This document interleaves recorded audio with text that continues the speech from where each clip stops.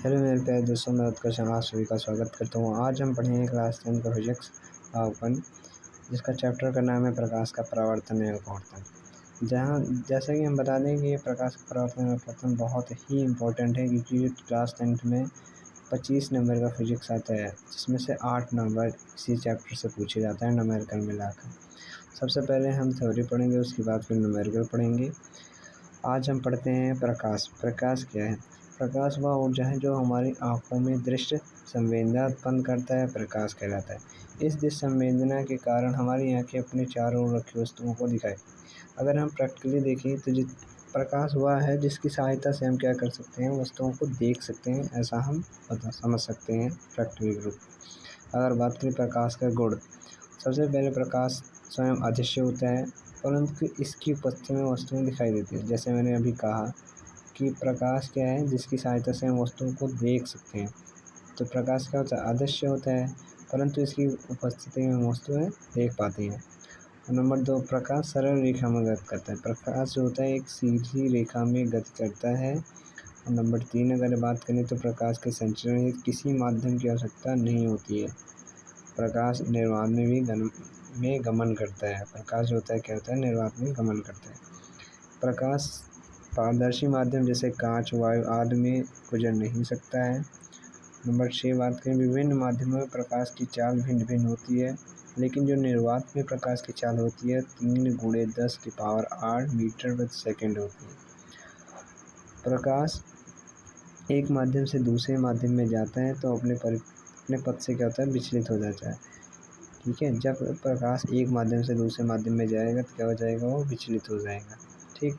Number 8, दृश्य प्रकाश की तरंग दैर्घ्य 4000 एंगस्ट्रॉम से 8000 एंगस्ट्रॉम, कहीं कहीं पे 39 से 78, 39,000 से 78, 3900 से 7800 एंगस्ट्रॉम तक हो सकते हैं। दिया रहता है किताबों में, बहुत सारी बुक हैं NCERT में, जहाँ तक है माना जाता है वो 4000 एंगस्ट्रॉम से 8000 एंगस्ट्रॉम। एक टॉपिक है प्रकाश का परावर्तन।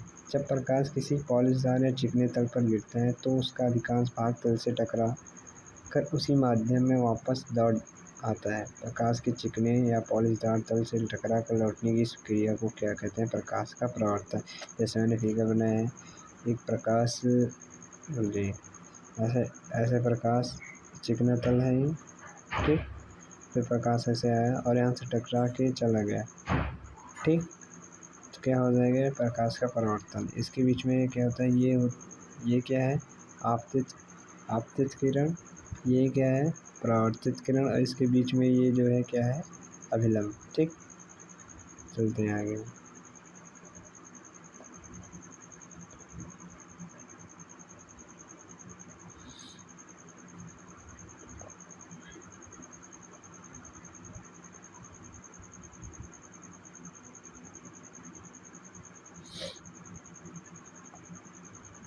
आगे बढ़ते हैं।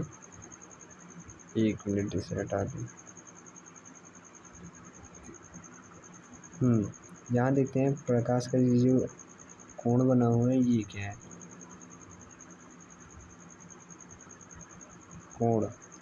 कोण ये जो है आई क्या होता है? आपतन कोण। कोण R क्या होगा? परावर्तन कोण। ठीक, आगे बढ़ते हैं। अब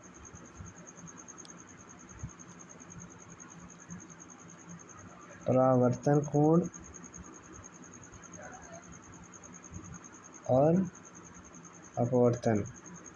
परावर्तक पृष्ठ क्या होता है? बात करें कि अगर परावर्तक पृष्ठ की, तो प्रकाश जिस पृष्ठ से टकरा कर परिवर्तित होता है, जैसे ये पृष्ठ है, ये इसे टकरा कर परिवर्तित हो रहा है, तो ये क्या होता है? परावर्तक पृष्ठ कहलाएगा। क्या कहलाएगा? परावर्तक पृष्ठ कहलाएगा।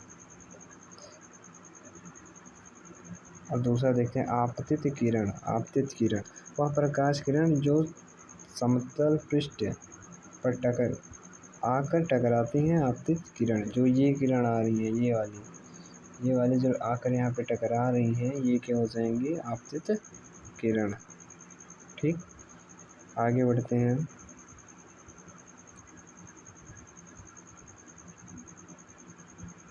अब बात करें परावर्तित किरण।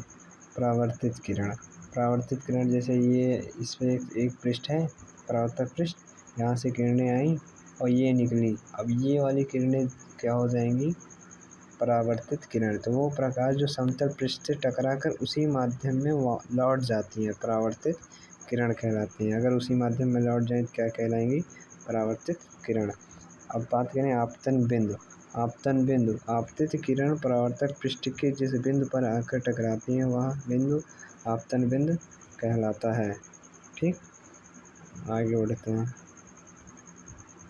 अभिलंब, अभिलंब की बात करें तो अब जैसे ये समतल पृष्ठ हो गया एक, यहाँ पे ये एक अभिलंब, यहाँ से किरण आई ये, तो ये क्या हो जाएगा, ये अभिलंब। अभिलंब का आपतन बिंदु से पृष्ठ के लंबवत खींची, ये क्या लंबवत खींची गई है ना, तो लंबवत खींची गई रेखा क्या हो जाएगा, अभिलंब हो जाएगी, अभिलंब। ठीक, आगे बढ़ते हैं। आपतन कोण, आपतन कोण जैसे कि ये बना है, अब ये अभिलंब हो गया। अब इसके यानी कि इसके बीच में जो कोण बना हो ये क्या होगा, कोण आई, और ये जो होगा क्या होगा, कोण आर। तो आई को क्या कहेंगे, आपतन कोण। तो आपतित किरण तथा अभिलंब के मध्य, ये क्या है, आपतित किरण होगा और ये अभिलंब, इसके बीच बना कोण क्या कहलाएगा, आपतन कोण, यानी कि कोण आई। ठीक, आपतन कोण। अब बात करें कि अपवर्तन कोण की। अपवर्तन कोण जैसे ये अब ये अभिलंब और परावर्तित किरण और अभिलंब, ये क्या है, परावर्तित किरण है, ये अभिलंब के बीच बना कोण आर क्या हो जाएगा, वो अपवर्तन कोण हो जाएगा। क्या हो जाएगा, अपवर्तन कोण हो जाएगा। अब बात करें परावर्तन के नियम। परावर्तन के दो नियम हैं, आपतित किरण, परावर्तित किरण तथा अभिलंब तीनों एक ही तल पे स्थित हों उसे कहेंगे परावर्तन का पहला नियम। दूसरा नियम क्या, परावर्तन कोण सदैव आपतन कोण के बराबर होगा। अब ऐसा डेफिनेशन में समझते हैं एक बार चित्र बनाकर। जैसे कि ये आपतित किरण, परावर्तित किरण और एक अभिलंब क्या है, तीनों एक ही बिंदु या एक ही तल पर यानी इसी पर स्थित हो, तो क्या हो जाएगा, वो परावर्तन का पहला नियम। और दूसरा क्या है कि दूसरा ये हो गया कि ये समतल पृष्ठ हो गया, यहाँ से आपतित किरण आई, ये परावर्तित किरण।